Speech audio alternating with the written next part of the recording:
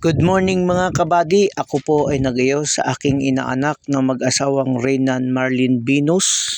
Gagawa na rin po ako ng backdrop at lalagyan ko na rin po ng tilang green upang sa ganon hindi po masilaw pag nilagyan ko po ng kanyang motif na kulay.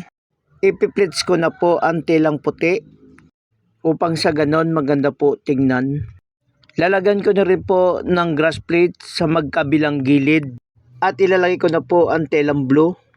At isusunod ko na rin po ang kulay pulang tela. Lalagyan ko rin po ng telang blue at pula sa gitna. Yan po ang pinaka-lining niya. Kumaway na rin ako dahil patapos na rin. Nilagyan ko na ng maraming balloons ang backdrop para maganda na tingnan. Ayun, tapos na at maraming salamat po sa aking mga followers at sa aking mga kaibigan. Thank you very much at God bless sa inyo.